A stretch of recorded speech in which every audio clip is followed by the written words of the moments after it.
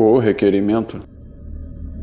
Gostaria de reconhecer que meu estimado editor, Christopher Wood, me pediu que considerasse relaxar o tom do capítulo de abertura e, na verdade, todo o livro. Estou muito satisfeito por ele ter feito um pedido em vez de apresentar sua opinião como uma demanda editorial. E ainda mais porque ele fez esse pedido antes de assinarmos um contrato. Ele é um negociador ousado e que eu respeito. Eu educadamente me recusei a mudar uma palavra. A resposta de Christopher à minha postura foi de riso e alegria.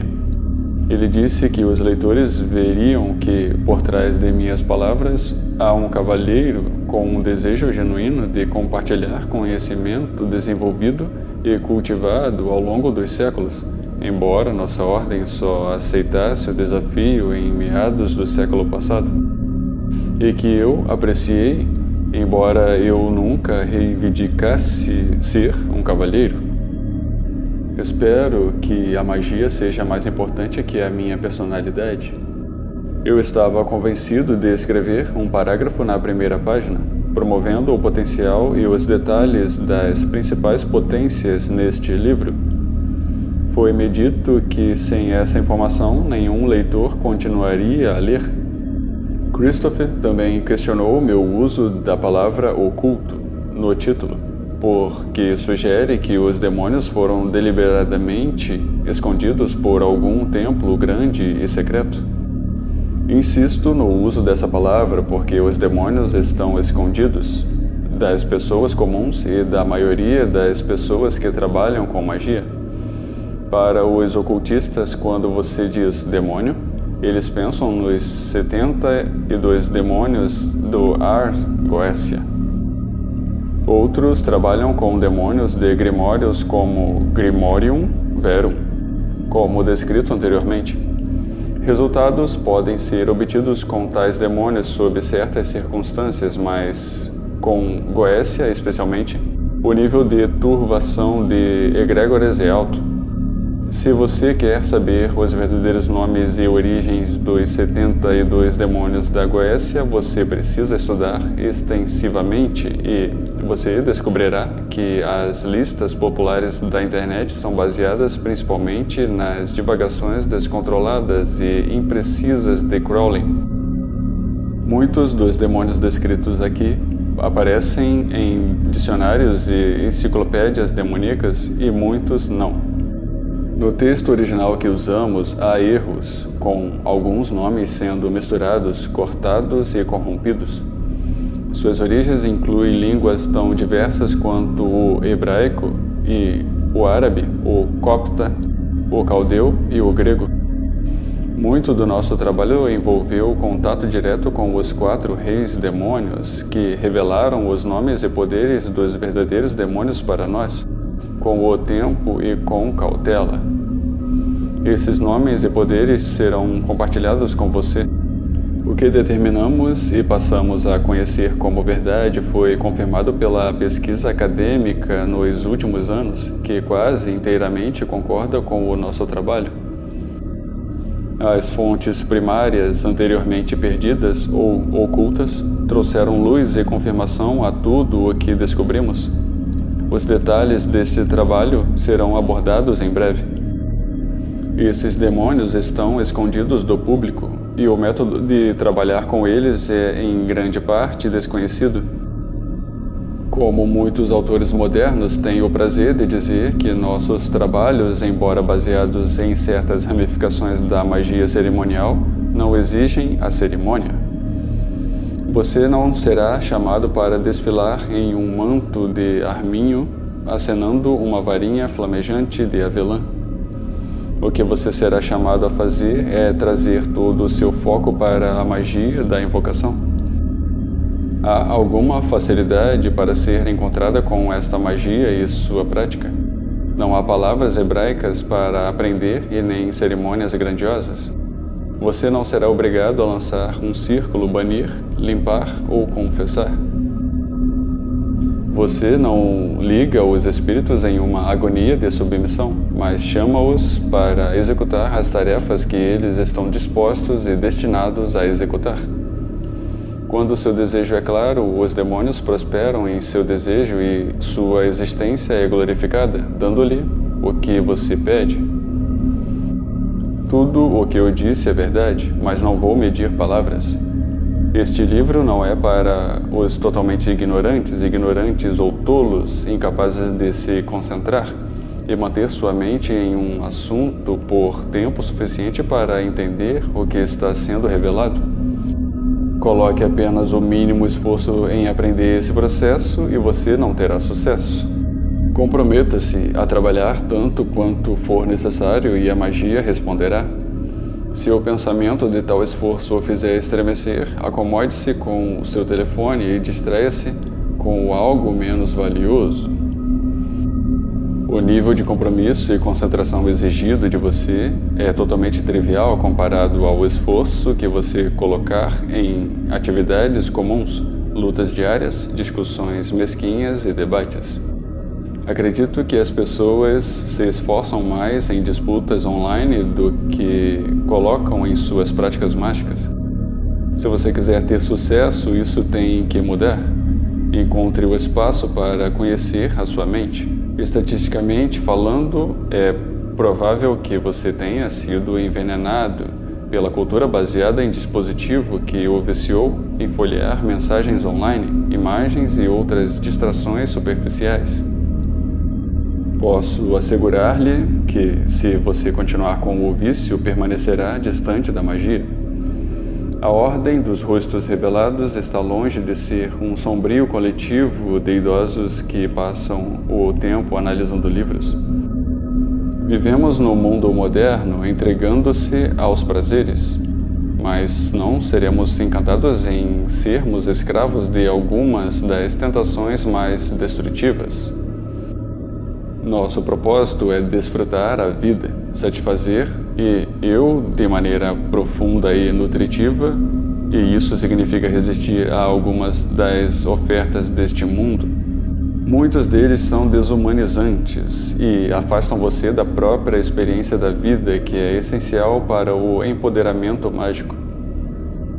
Concentração, imaginação e as faculdades da visão interior são todas sufocadas pelo ataque de estímulos externos.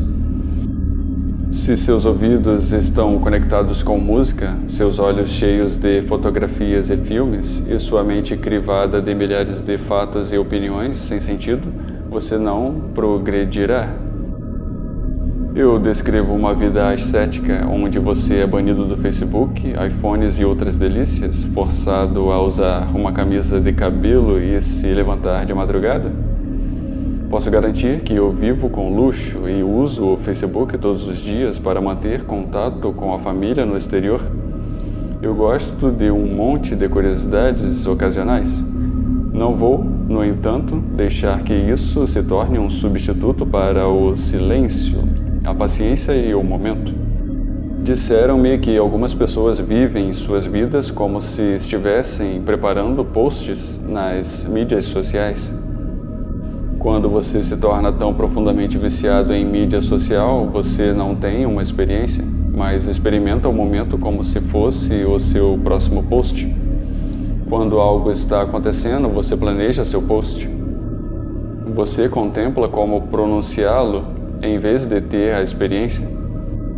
Este ato de gravação é o oposto da experiência, e a experiência é a sua porta para a magia. Se você tem a idade suficiente para olhar para trás, para um tempo antes de tais dispositivos existirem, examine quanto da sua vida interior foi perdida para a distração. Antes que esses dispositivos existissem, você sonhava e admirava e lia, pensava, refletia e experimentava mais do mundo? Você prefere ver outra fotografia do almoço de alguém ou passar algum tempo preparando o almoço para você, presente no momento da criação?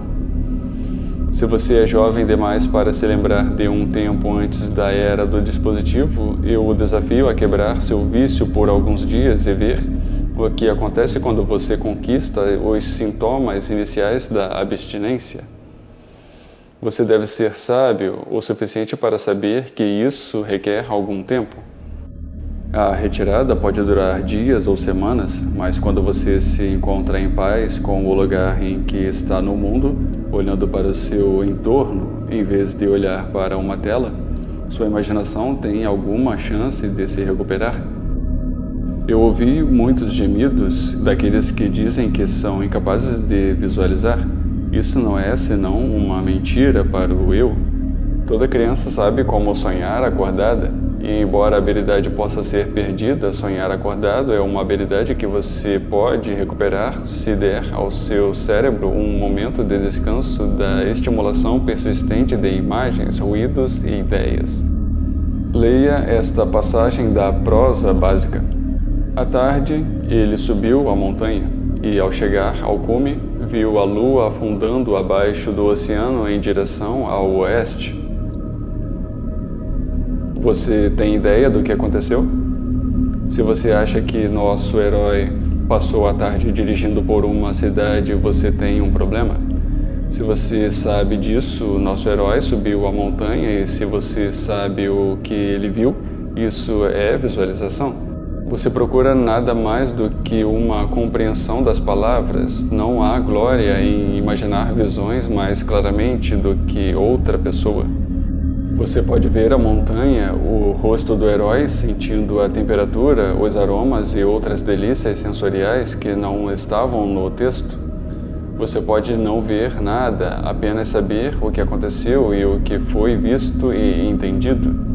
Você sabe que ele viu a lua. Se você pode ler, pode visualizar e não há necessidade de desenvolvimento adicional de sua imaginação ou preocupação que você não tenha a capacidade de imaginar. Qualquer habilidade que você tenha, no entanto, será sufocada se você encher seu cérebro com imagens e ideias que são mais distrações do que profundidade, e é por isso que eu advirto contra o vício de folhear imagens externas fáceis. As imagens em sua mente são mais prováveis de serem visuais quando contêm arquétipos ou significados, e as imagens de nossa magia farão o trabalho para você, porque funciona com esses arquétipos. Se você é instruído a imaginar e não pode ver nada, então ler as palavras será um esforço suficiente de sua parte para se envolver com a magia. O caminho. Os rituais deste livro usam a imaginação, não para inventar demônios ou criá-los como aparições, mas como uma maneira de ver além do comum. A imaginação é a ferramenta do mago tanto quanto a de um arquiteto. Existem alguns arquitetos que criam uma carreira sem muita imaginação e conseguem fazer mais do que um salário digno, confiando na cultura da média. Desafio envolver-se com a sua imaginação, não importa quão estragada possa ser, e ponha de lado todas as alegações de que sua imaginação não é clara e brilhante o suficiente para a magia. Se você é propenso a ser excessivamente imaginativo, eu desafio você a reinar em suas fantasias e ver apenas o que é produzido pelo ritual. Sei que se você se permitir confiar no método descrito, descobrirá que sua imaginação é uma ferramenta mais potente do que qualquer graal, poção ou pedra filosofal. Acredita-se pelos seguidores das obras de Carl Jung e outros que os seres humanos têm, seja literal ou figurativamente, um inconsciente coletivo. O próprio Jung ficou surpreso ao descobrir que essa mente compartilhada estava modelada com imagens que eram espirituais e universais por natureza. Durante seus experimentos com a Active Imagination, ele descobriu arquétipos que pareciam ser universais. Dada a gama imensamente ampla de interpretações de símbolos, especialmente quando relacionadas à vida pessoal e à experiência de um indivíduo, parece uma ficção sugerir que quaisquer símbolos cruzam culturas, mas é isso que foi encontrado. Jung quase foi descartado como um místico agora, ao invés de um cientista, mas sua influência na nossa compreensão do símbolo é importante. Embora cada cultura tenha imagens inteiramente próprias, existem imagens arquetípicas que parecem estar incorporadas aos humanos. Para os ocultistas, isso é algo que foi descoberto independentemente da obra psicanalítica de Jung, mas você pode descobrir que, se ler os trabalhos mais loucos de Jung, como o Livro Vermelho, suas palavras não são como um manual freudiano de terapia, mas textos esotéricos. Isso não é coincidência, porque Jung estava, acredito, tocando no poder de certas imagens que têm efeitos sobre nós que vão além do que está, obviamente, contido na imagem. Uma única imagem pode desencadear uma sequência de eventos que, de outra forma, não teria ocorrido. É quase que se uma imagem fosse um feitiço ou um ritual em si. Quando retratado em condições particulares, uma imagem se torna um ritual. Reunindo uma série de imagens e trabalhando com elas em ordem, quase como contar uma história, você executa uma poderosa série de transferências através da realidade. Pode até ser dito que toda magia é uma tentativa de conseguir isso. Mesmo um modesto feitiço que atrai uma deusa é mais parecido com um poema, repleto de imagens que refletem as crenças em relação à dita deusa. Um chamado aos anjos em um ritual cerimonial pode ser ocupado com nomes obscuros de Deus, mas frequentemente contém imagens arquetípicas que sancionam o trabalho. Devo dizer aqui que, quando digo a palavra arquétipo, estou indo além do conceito de Jung, de dar uma espiada no inconsciente coletivo. Como ocultistas, acreditamos que existem imagens que transcendem todas as fronteiras humanas, poderosas o suficiente para serem em si e por si mesmas mágicas.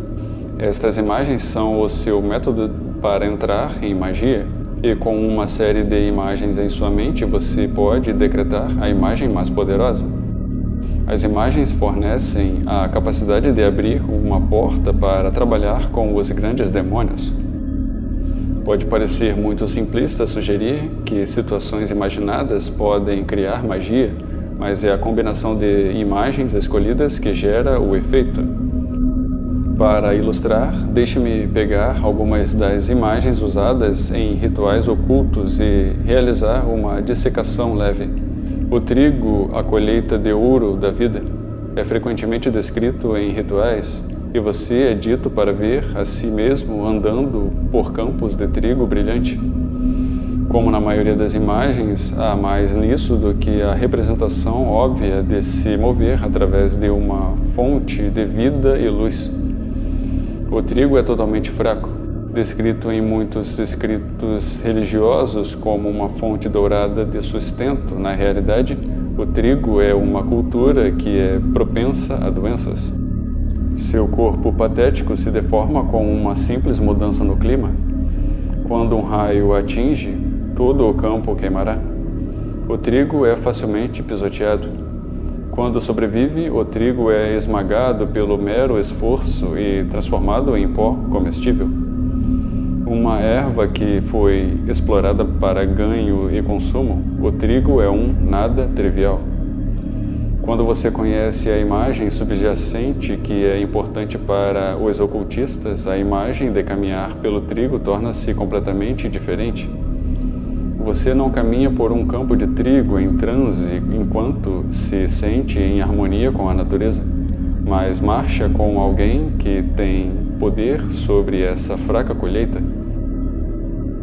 Todas essas associações com imagens são completamente subconscientes, mas são agitadas pelo arranjo e apresentação das imagens. Se for dito para imaginar o trigo, você pode ser enganado por sua aparência superficial de bondade resplandecente e saudável. Se lhe disserem para atravessar o trigo e pisoteá-lo, a imagem terá um efeito diferente.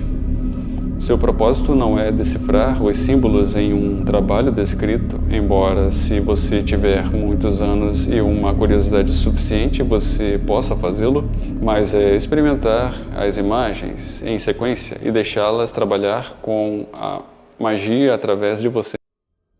O trabalho é essencialmente sem esforço porque funciona com sua conexão com o inconsciente coletivo. O que sua mente consciente pode nunca conhecer, seu inconsciente já sabe, e isso dá poder às imagens da magia.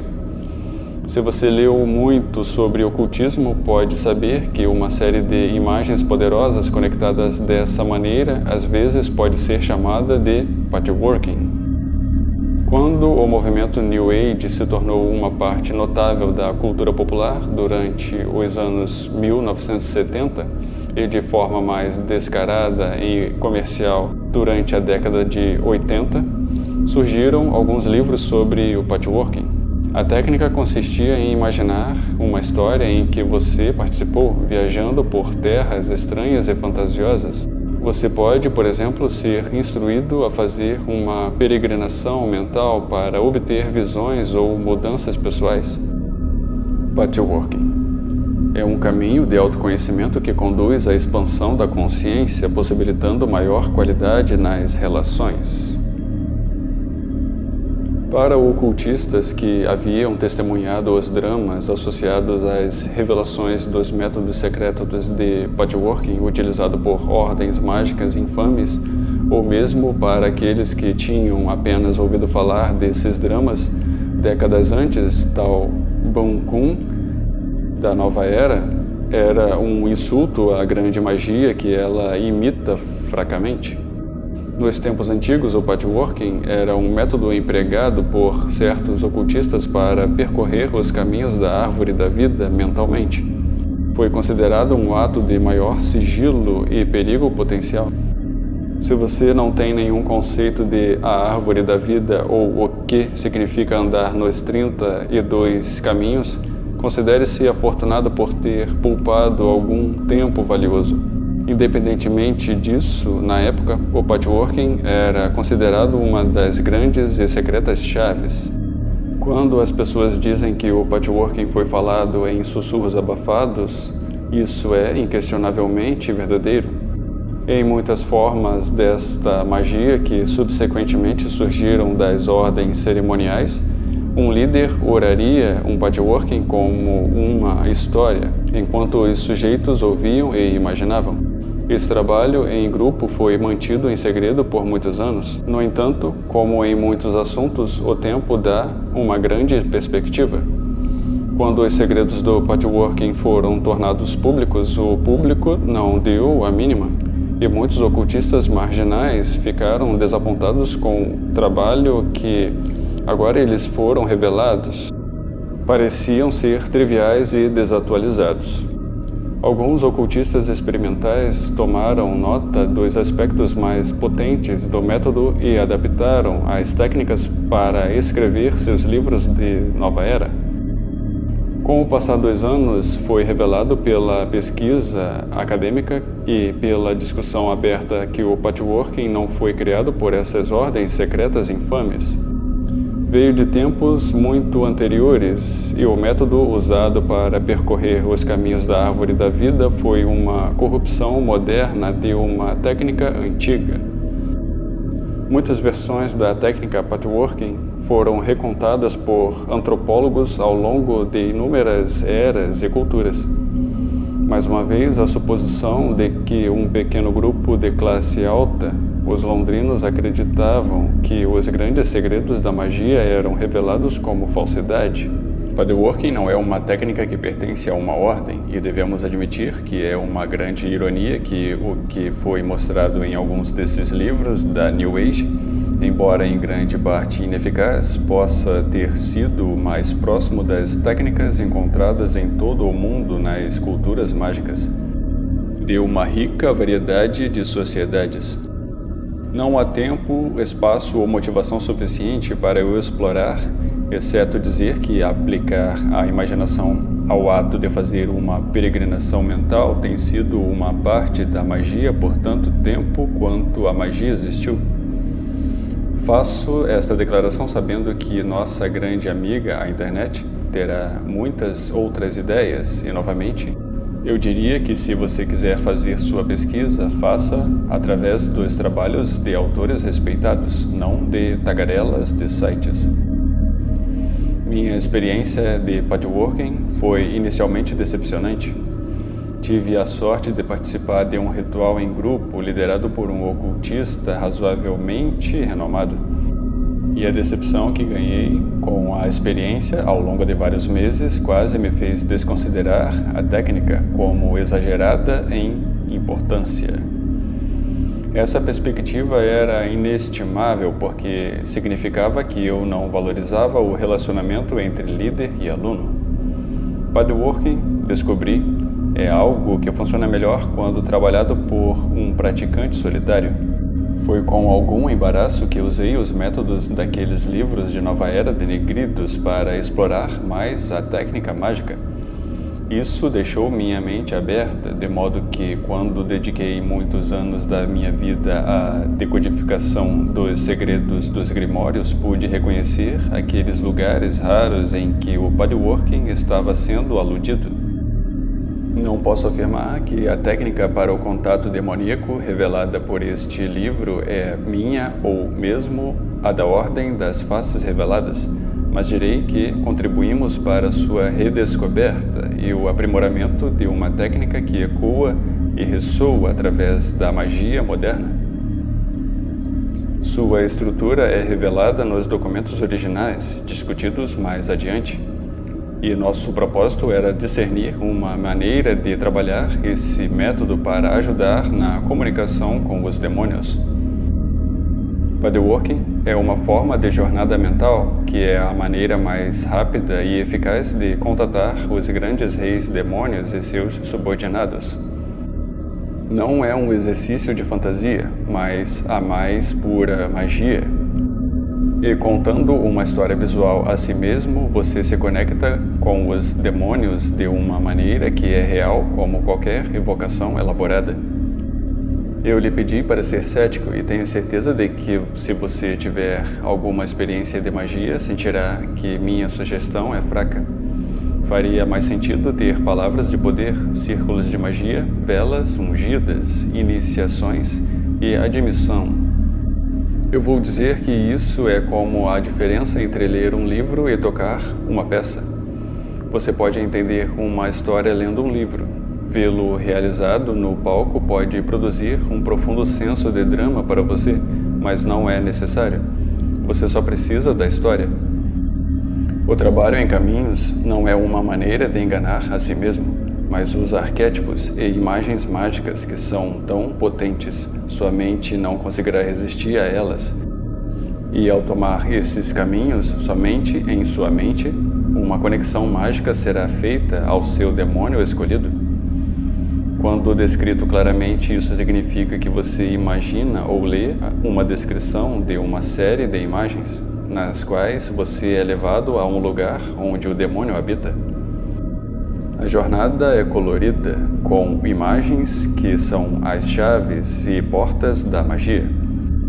Parece simples demais para ser real ou eficaz, e é verdade que alguma perseverança com a técnica pode ser necessária antes que você ceda completamente e abaixe as barreiras que a tornam efetiva, mas é a maneira mais poderosa de fazer contato demoníaco, sem perigo de ser possuído, obcecado, influenciado ou coagido.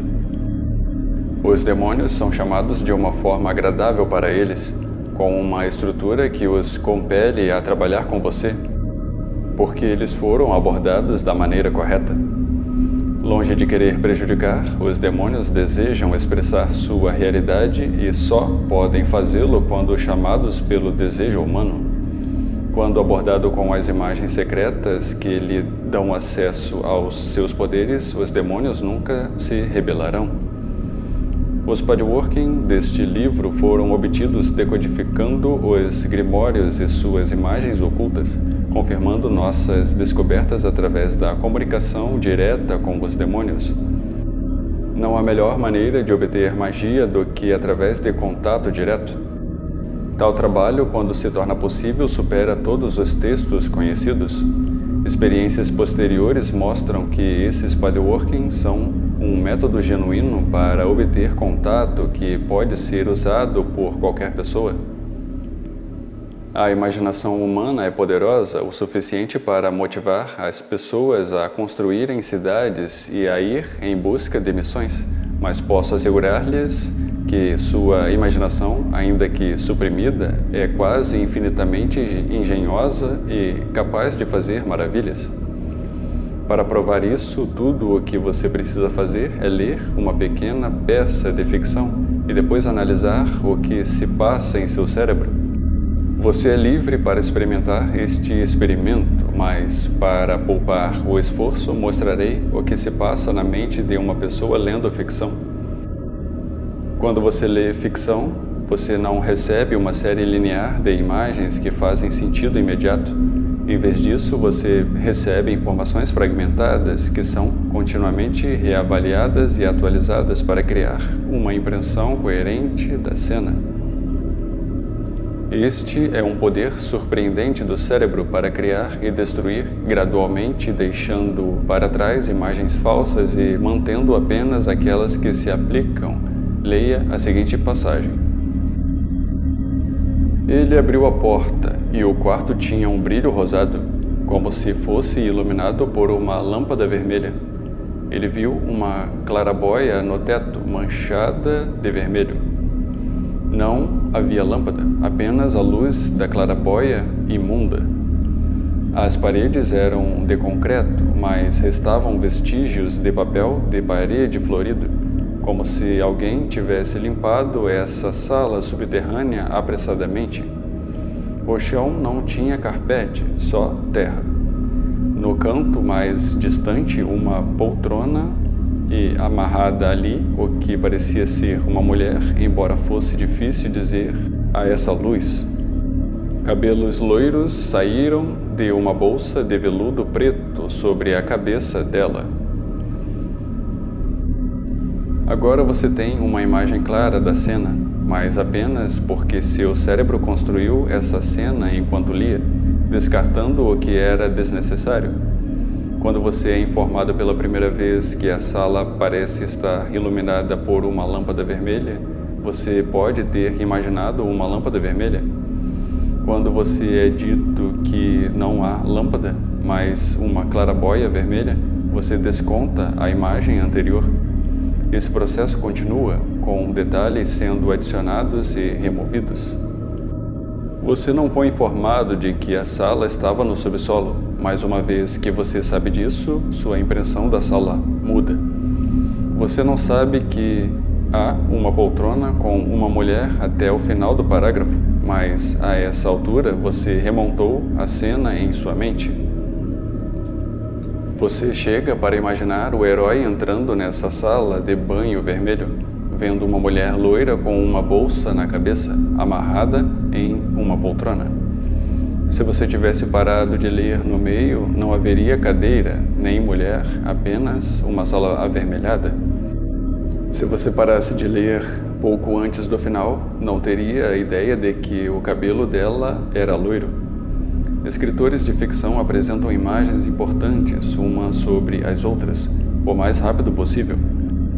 Se você ler uma cena como a que está acima, e então o parágrafo terminar com o homem pálido, que esteve lá o tempo todo, ficou imóvel, com a faca na mão, você se sentiria confuso ou trapaceado. Não faria sentido. Escritores de ficção criam suas obras para que o cérebro possa manter-se sem novas informações, se sentindo incongruentes. Eles permitem que o cérebro reimagine a cena à medida que descobrimos mais, e isso acontece sem a nossa consciência das mudanças, exclusões e elaborações da cena. Tudo o que vemos é a história e a cena concluída. Ao recordar essa cena, nunca nos lembramos dos erros que cometemos no começo. Lembramos a imagem completa e coerente que foi formada no final da descrição. Essa capacidade do cérebro de formar uma imagem coerente a partir de imagens que não são todas apresentadas de uma só vez é notável e muito distante do que é experimentado quando se olha para uma pintura ou se assiste a um filme. É por isso que você ouvirá todos, psicólogos e ocultistas, artistas e profissionais de marketing criativo, relatam que a leitura de ficção é um exercício essencial para a mente. A ficção é substância material que fertiliza a mente e dá espaço para o crescimento de novas ideias. Longe de ser um lugar onde você se diverte com as imagens e ideias do outro, é um local de desova para suas habilidades imaginativas. Quanto maior a qualidade da ficção, mais refinados são os resultados. Mas até mesmo histórias de detetive e romances exercem sua imaginação. Qualquer ficção requer que você imagine uma série de eventos com a manipulação descrita acima ocorrendo em tempo real, conforme você lê. Isso desenvolve sua capacidade de usar a imaginação de maneira criativa e mágica. Se você quer desenvolver suas habilidades como ocultista, leia ficção. Sabendo disso, no entanto, embarcamos em uma série de experimentos destinados a expor as falhas ou desafios do paddworking. Para resumir esta história, direi que descobrimos que uma das coisas mais difíceis de imaginar é uma jornada direta e sem marcos. Isto é, se lhe disserem que deve andar por uma caverna ou túnel, isso é muito mais exigente do que dizer que deve passar por uma mesa, depois por um gato numa cadeira e depois por uma águia em uma jaula. Você pode ver como isso funciona. Quando há marcos da simbologia, é fácil imaginar. Quando você recebe uma noção vaga do que acontece, como em uma caverna, não há nada que dirija a imaginação e nenhum lugar para ancorar ou desenvolver as imagens. Infelizmente, a maioria dos paddworking é baseada nesta ideia de viajar de um lugar para outro, muitas vezes passando por longos corredores ou túneis e abrindo portas para ver o que está do outro lado. Entradas são um problema para a imaginação. Em muitos rituais é dito a você para imaginar uma porta e ver o que você vê do outro lado. A maioria das pessoas não vê nada e por que deveriam? Se você estivesse lendo ficção, você seria informado do que estava do outro lado e você imaginaria isso como descrito. No ocultismo, às vezes é uma exigência que se permita que as imagens surjam por si mesmas, do nada, e isso se aplica também ao nosso trabalho, mas as portas, caminhando pelos campos, é uma outra imagem de movimento, trazem existência. Estas viagens e telas em branco são extremamente difíceis de imaginar e trabalhar. A solução que encontramos foi apresentar imagens que sugerem a transformação de um lugar ou estado em outro, sem trabalhar sobre a jornada em si. Para ilustrar, imagine um paddworking que exige que você se veja de pé sobre uma planície rochosa, mas então, ao caminhar em direção às montanhas, você vê uma árvore ao longe, e quando você chega à árvore, vê que seus galhos estão pingando de ouro derretido. Isso é algo difícil de imaginar, porque ao ler essa descrição, você sabe o final antes de chegar lá. Quando você está em pé na planície rochosa, em sua mente você já tem a imagem da árvore pingando de metal em sua mente, e então você já está lá. Quando você mentalmente viaja em direção à árvore em sua imaginação, seu cérebro faz a mesma coisa quando você está lendo ficção. Preenche os espaços em branco, pulando para trás e para frente no tempo para criar uma cena coerente. O que você consegue então não é uma jornada ou uma sequência, mas uma impressão de uma cena. Isso não é eficaz o suficiente para criar um evento mágico. Ao ler ficção, O processo é sem esforço e útil, mas quando o bodyworking pode fazer o processo parecer errado se você de repente achar que você está na árvore e então você ainda está viajando em direção a ele e então tenta se ver se aproximando, mas você já tem uma imagem clara da árvore e chegou. A maioria das pessoas acha que o bodyworking é estressante, não porque lhes falta imaginação, mas porque seu cérebro cria uma cena e não uma jornada. Descobrimos que era muito mais fácil fazer declarações de imagens em série da seguinte forma: você está em um deserto cheio de pedras. Existem montanhas no horizonte. Você está na base das montanhas. Lá, uma árvore negra, sua casca queimada. A prata escorre dos botões verdes da árvore. Metal líquido corre pelos galhos, endurecendo ao redor das raízes como gelo cintilante. Nesse exemplo, nenhuma jornada é descrita. Não há necessidade de imaginar passar de um lugar para outro.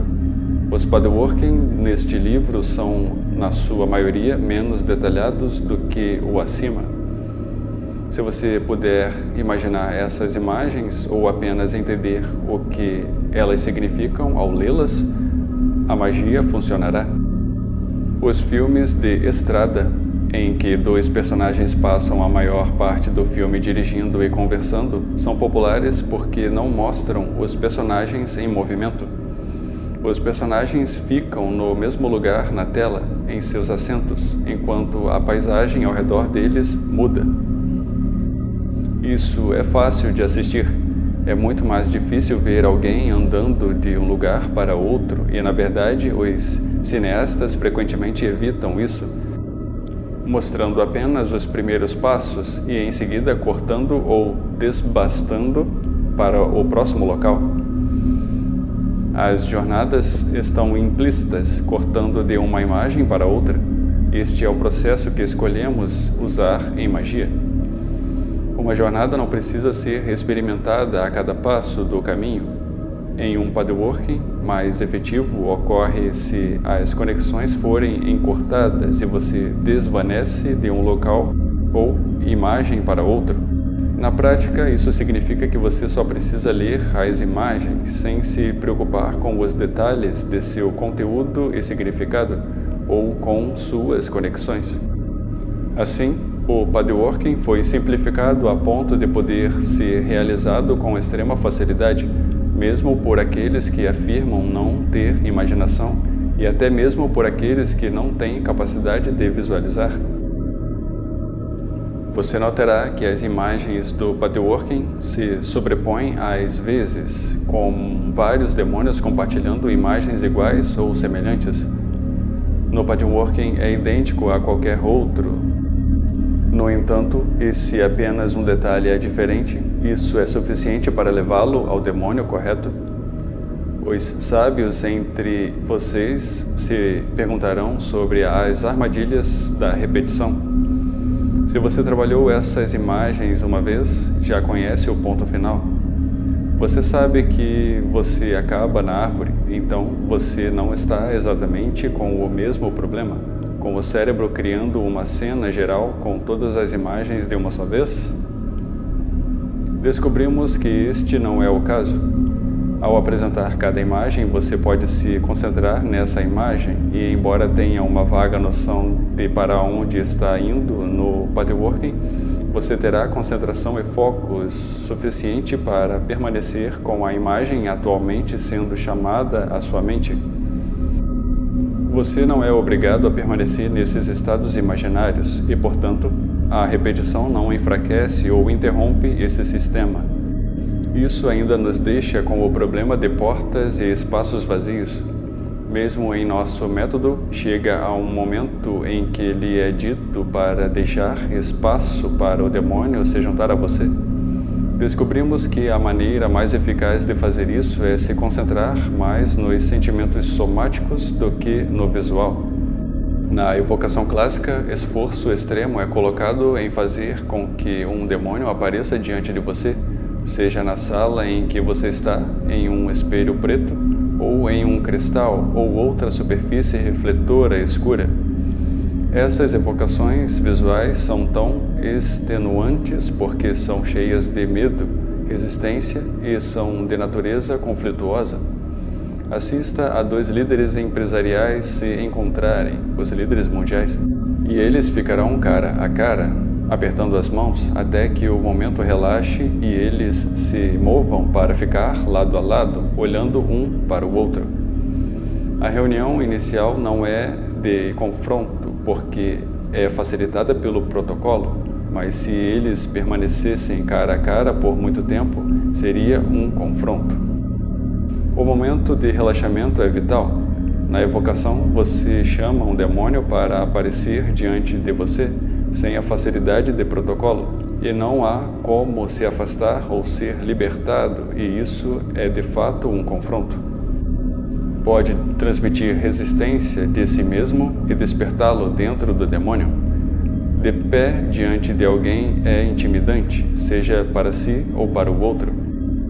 E contato visual direto é confronto. É uma reminiscência de 2 bandidos bêbados se enfrentando antes do primeiro soco lançado. Também pode levar ao problema oposto, quando você está tão confrontado, sente a necessidade de se curvar, submeter-se ou ceder ao demônio. A evocação visual direta tem valor, mas não é necessária. Muitos que se esforçam para ver os demônios estão realmente aterrorizados com a aparência potencial do demônio e resistem a ele, consciente ou inconscientemente. Muitas evocações bem-sucedidas são obscurecidas e diminuídas pelo medo. Do ponto de vista do demônio, para coloquializar um pouco o assunto, é semelhante a perguntar a alguém que você acabou de conhecer para se despir. Você está chamando um demônio que se esconde atrás de muitas camadas de disfarce e subterfúgios para ser revelado na íntegra. Não é algo que eles estão sempre dispostos a fazer ao serem solicitados a fazê-lo.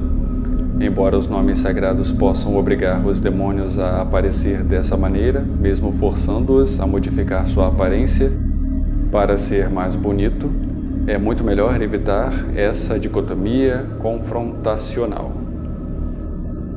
Em vez de tentar arrastar o demônio diante de você como um servo ou escravo, você pode ficar ao seu lado, onde há um sentimento de confiança e poder compartilhados. O que eu disse aqui é alegórico, mas deve ilustrar porque a evocação visual direta de um demônio é, muitas vezes, tão difícil e a alternativa traz facilidade. É muito mais fácil imaginar um demônio ao seu lado. Talvez seja ainda mais fácil imaginar um demônio atrás de você, mas isso eu não recomendo, pois pode levar ao medo e às emoções que não pertencem ao processo. Em nossos bodyworking, então, você será levado a momentos em que você está no lugar onde o demônio reside. E é tão fácil saber que o demônio está a seu lado. Tirando a pressão da exigência visual, é muito mais provável que você sinta a presença do demônio do que se estivesse tentando conjurar uma imagem à sua frente. A magia é cheia de ironia e é outra deliciosa ironia que, ao renunciar à necessidade de ver um demônio, é mais provável que você veja um demônio. Embora você trabalhe apenas com sua imaginação, você não está criando fantasias imaginárias, mas recriando realidades onde os demônios residem. Você pode ver, sentir ou conhecê-los. A extensão em que você é capaz de ver ou sentir o demônio tem pouca influência no trabalho que você faz com esse demônio. Bodyworking é uma maneira de invocar o demônio e então você deve trabalhar com seus pontos fortes e atributos para produzir o resultado desejado. O demônio obedecerá porque tem um forte desejo de realizar seu potencial e manifestar seus poderes no mundo. O que começa na sua imaginação pode desbloquear magias que rasgam o tecido da existência. Em palavras menos dramáticas, isso significa que você terá o que deseja se for sábio o suficiente para saber o que quer e escolher os demônios que podem trazer a mudança.